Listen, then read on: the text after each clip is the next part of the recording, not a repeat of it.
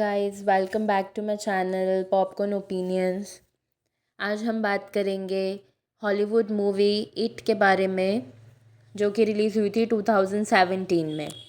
This is a very famous horror movie जो कि based है क्लोन पेनीवाइज के ऊपर।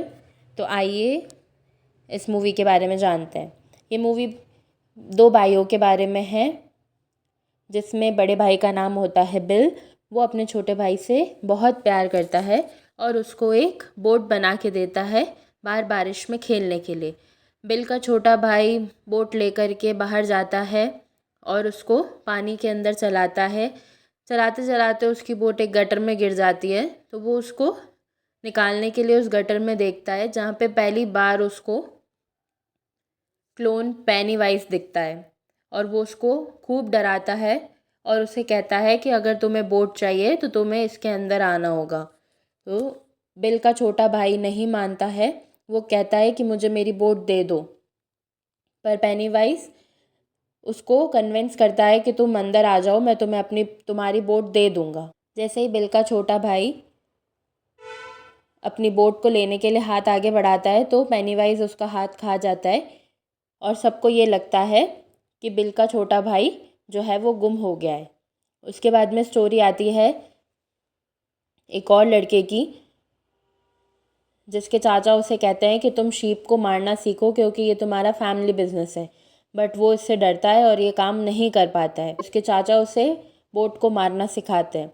बहुत सारे बच्चे होते हैं उसमें स्कूल के अंदर, जिसमें बिल भी पढ़ता है, और कुछ बच्चे जिनमें हेनरी नाम का एक लड़का होता है जो कि बहुत शैतान होता है और वो सब बच्चों को परेशान करता है। सब बच्चों के समर वैकेशन स्टार्ट होने वाले होते हैं और वो बहुत खुश होते हैं कि हम इसमें कुछ एक्साइटिंग करेंगे, और ये सब जने डिस्कस कर रहे होते हैं कि समर वैकेशन में क्या करना है। और बिल अपने दोस्तों को बचाने की कोशिश करता है हेनरी से। फिर हेनरी अपने पापा के गैराज में जा कर के उन्हें ये समझाता है कि उसका छोटा भाई जो है उस ड्रेन पाइप से निकलकर उसके एंड पॉइंट पर पहुंचा होगा और वो जिंदा होगा।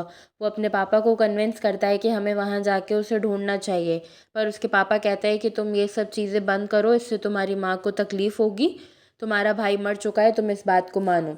इतने में बिल का दोस्त मीट डिलीवर करने जाता है तो उसे वहाँ पे क्लोन क्लोन दिखता है पेनीवाइज, और वो उसे खूब डराता है। और इतने में वहाँ हेनरी आता है अपने दोस्तों के साथ और बिल को परेशान करके और उसे टीस करके वहाँ से चला जाता है। फिर बिल का एक और दोस्त अपने पापा की लाइब्रेरी में बुक रखने जाता है। वहाँ पे भी उसे क्लोन डराता है, डरावनी पेंटिंग के रूप में। फिर सारे बच्चे मिलकर उस पोल के, जहाँ पे बिल का छोटा भाई गिरा था, उसके एंड पॉइंट पर जाते हैं अपने दोस्त के भाई को ढूंढने के लिए। और इतने में बेन लाइब्रेरी में बैठकर एक लेटर लिख रहा होता है और डेरी टाउन की पूरी स्टोरी को पढ़ रहा होता है। तो वहाँ पर उसको एक रेड कलर का बलून आता हुआ दिखता है, जो कि साइन होता है कि पेनीवाइज उसके आसपास है और उसे इल्यूजन्स होने लगते हैं। और बेन उसका पीछा करते करते लाइब्रेरी के अंडरग्राउंड तक जाता है, जहाँ पे उसको क्लोन पेनीवाइज डराता है। और वो एक सर कटे हुए आदमी के रूप में बेन को डराता है, जिससे बेन भागकर वापस ऊपर आ जाता है। और बाहर उसको हेनरी और उसके दोस्त मिलते हैं, जो बेन को बहुत परेशान करते हैं। एक ब्रिज के पास ले जाते हैं और चाकू से उसके पेट पर एच लिख देते हैं। उसी समय वहाँ से एक कार में दो कपल जा रहे होते हैं और वो बेन उनसे बचाने के लिए खुद को कहता है, पर वो कपल उस पर ध्यान नहीं देते हैं। और बेन को उस कार के अंदर रेड कलर का बलून दिखता है, जो कि साइन होता है कि वो कपल भी पेनीवाइज के कब्जे में है। इतने में बिल और उसके दोस्तों को पॉट के एंड पॉइंट पर बच्चों का जूता मिलता है, तो उसे लगता है कि मेरा भाई भी यहीं कहीं होगा और वो ज़िंदा होगा। तो वो सब उसे ढूंढते हैं। इतने में बेन इंजर्ड होकर उसे वहाँ मिलता है। फिर हेनरी का दोस्त पॉट होल के अंदर जाता है और बेन को ढूंढ रहा होता है। वहाँ उसे पेनीवाइज मिलता है और उसे खूब डराता है। घायल बेन के लिए बिल के सारे दोस्त फार्मेसी पर जाकर उसके लिए दवाइयाँ ले रहे होते हैं। वहाँ उसे बेवर्ली मिलती है, जो कि उनकी दवाइयाँ लेने में मदद करती है, क्योंकि उन बिल के दोस्तों के पास में इतने पैसे नहीं होते हैं। जब बेवर्ली उनकी मदद करती है तो वो उनके ग्रुप में शामिल हो जाती है। फिर बेवर्ली जब अपनी मेडिसिन्स लेकर अपने घर जाती है तो उसके पिता उससे गलत व्यवहार करते हैं और वो इससे गुस्से में आकर डर के बाथरूम में चली जाती है और अपने सारे बाल काट कर सिंक में फेंक देती है। फिर वो नेक्स्ट डे उन सब बच्चों के साथ क्लिफ जंपिंग पर जाती है और फिर वो सारे बच्चे मिलकर बेन के घर पे जाते हैं और पूरी हिस्ट्री समझते हैं डेरी टाउन के बारे में, जहाँ पे बेन उन्हें बताता है कि यहाँ पे स्ट्रेंज घटना होती है। जितने भी लोग यहाँ पे मारे गए वो कभी भी नहीं मिले। सिर्फ़ और सिर्फ एक कुआं है डेरी टाउन में, जिस कुएं के आसपास उन मरे हुए लोगों के खून से सने हुए कपड़े मिले, पर उनका कोई नामो निशान नहीं मिला, उनकी कोई डेड बॉडीज़ नहीं मिली गई। और वो बताता है कि वो कुआं डेरी टाउन में ही है। और फिर बिल प्लान बनाता है कि हम उस कुएं को ढूंढेंगे, क्योंकि उसे उम्मीद होती है कि उसका भाई भी उसे वहीं मिलेगा। इतने में बिल का एक दोस्त स्कूल से घर जा रहा होता है तो वो एक भूतिया घर के सामने से निकलता है, जहाँ उसे ध्यान आता है कि मेरी दवाई लेने का टाइम हो गया है।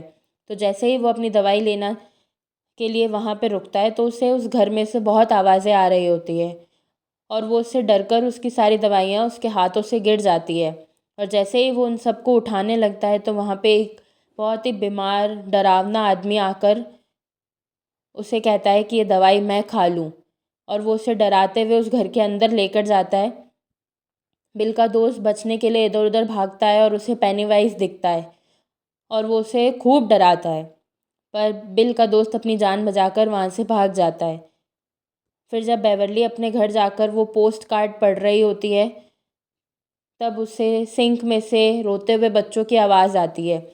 तो वो पास में जाकर के उसे सुनती है और उसके अंदर इंच टेप डालती है। तो जब वो इंच टेप बाहर निकालती है तो वो खून और बालों से सनी हुई होती है और वो सारे बाल बेवरली से चिपक कर उसको अपनी तरफ बुलाते हैं। और फिर बहुत तेज़ सिंक में से खून की बारिश होती है जिससे पूरा बाथरूम खून से सन जाता है और बेवरली भी। बेवरली को चिल्लाते व सूंघते हुए उसके पिता बाथरूम में आते हैं और वो ऐसा प्रिटेंड करते हैं कि उन्हें कुछ भी खून नहीं दिख रहा है और यहाँ पे सब कुछ सही है। फिर बिल को अपने घर में अपने कमरे में अपने भाई की बहुत याद आ रही होती है तो उसे किसी के होने का एहसास होता है और उसे किसी के पैरों के निशान दिखते हैं।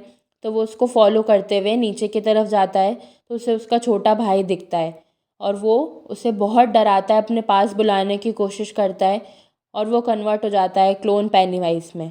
पेनीवाइज अटैक करता है विल के ऊपर, पर विल अपनी जान बचा करके भाग जाता है। बेवरली अगले दिन अपने दोस्तों को अपने घर पर बुलाकर बाथरूम दिखाती है और कहती है कि मेरे साथ में ये घटना हुई, पर वो ये सोच रही होती है कि मेरे पिता को ये सब क्यों नहीं दिखा। बेवरली और उसके दोस्त मिलके पूरा बाथरूम साफ़ करते हैं और प्लान बनाते हैं कि हम उस डरावने घर में जाएंगे और उस क्लोन को ढूंढकर उसका सामना करेंगे और मेरे भाई को ढूंढेंगे। अगले दिन वो सारे बच्चे उस डरावने घर में जाते हैं। उस घर में जाने से पहले वो पूरे डेरी टाउन का मैप को पढ़ते हैं और उन्हें बेन बताता है कि जब उसने डेरी टाउन की हिस्ट्री पढ़ी थी तो वो वहाँ पे ऐसा पढ़ा था कि एक क्लोन है जिसका नाम पेनीवाइज है, वो 27 साल तक शांत रहता है और फिर 1 साल के लिए उठता है और वहाँ के टाउन के सारे बच्चों को मार के खा जाता है, जिसके बाद वो फिर से 27 साल तक शांत रहता है। और ये चीज़ काफ़ी समय से चलती आ रही है। जब बच्चे मैप देख रहे होते हैं तो पेनीवाइज वहाँ आके उन सभी बच्चों को डराता है ताकि वो उससे डरे और सारे बच्चे अलग हो जाएं। बिल डिसाइड करता है कि वो पेनीवाइज को फेस करेगा, उससे लड़ेगा और अपने भाई को बचाएगा और ये घटना वापस कभी नहीं होने देगा। वो उस घर में जाते हैं तो पेनीवाइज सब बच्चों को अपने अपने तरीके से डराता है और बहुत सारे इंसिडेंट शो करता है। और जब वो विल के दोस्त को मारने के लिए आता है, इतने में बेवरली आकर के उसकी आँख में हमला करती है ताकि वो मर जाए, पर पेनीवाइज नहीं मरता है और उन सब बच्चों को और ज़्यादा डराता है, सब पे हमला करने की कोशिश करता है। किसी ना किसी तरीके से विल और उसके सारे दोस्त अपनी जान बचाकर उस घर से बाहर आ जाते हैं। विल कहता है कि अगली बार जब हम उस घर में जाएंगे तो हम पूरी तैयारी के साथ जाएंगे और क्लोन पेनीवाइज का सामना करेंगे, पर बेवरली के अलावा उसके सारे दोस्त उसका साथ देने से मना कर देते हैं और कहते हैं कि हम सब जीना चाहते हैं, हम मरना नहीं चाहते, तो हम इस घर में वापस नहीं जाएंगे। पर बेवरली बोलती है कि अपन मिलकर प्लान बनाएंगे और इस भूत का सामना करेंगे। पेनीवाइज बेवरली को उठाकर ले जाता है अपने साथ में। जब विल उसके घर मिलने जाता है बेवरली से तो उसको बेवरली नहीं मिलती है और उसे ये दीवार पर साइन मिलता है, if you try you will die. तो विल अपने सारे दोस्तों को बताता है कि पेनीवाइज बेवरली को उठाकर ले गया है। तो उसके सारे दोस्त फिर से एक हो जाते हैं और बेवरली को बचाने के लिए उस घर में वापस जाते हैं। जब वो उस घर में वापस जाते हैं तो वो बेवरली को आसमान में लटका हुआ पाते हैं, क्योंकि बेवरली को जब पेनीवाइज डरा रहा होता है तो बेवरली हिम्मत से उसका सामना करती है और वो उससे डरती नहीं है। पर पेनीवाइज अपनी शक्तियों से उसे डरावनी रोशनी दिखाकर बेहोश कर देता है और हवा में लटका देता है। जब विल और उसके सारे दोस्त वहाँ पहुँचते हैं तो वो बेवरली को उतारते हैं और उसे जगाने की कोशिश करते हैं। जैसे ही बेन बेवरली को हग करता है, क्योंकि वो उससे बहुत चाहता है, तो बेवरली को होश आ जाता है। फिर बेवरली, विल और उसके सारे दोस्त मिलकर पेनीवाइज का सामना करते हैं। जब विल पेनीवाइज के हाथ लगता है तो पेनीवाइज सब बच्चों को कहता है कि तुम मुझे विल दे दो और तुम सबको मैं छोड़ दूँगा, तुम सब बड़े हो सकते हो, अपनी ज़िंदगी जी सकते हो, मैं 27 साल के बाद में वापस आऊँगा।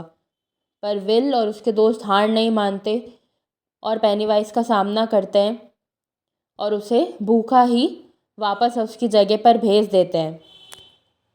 वो किसी को नहीं खा पाता है, किसी को नहीं मार पाता है और भूखा ही सोने के लिए चला जाता है। ये कहानी यहीं पे एंड होती है। अगली वीडियो में हम बात करेंगे इसके चैप्टर 2 के बारे में। If you have any suggestions or something else to tell, please leave comment below, subscribe. Thanks for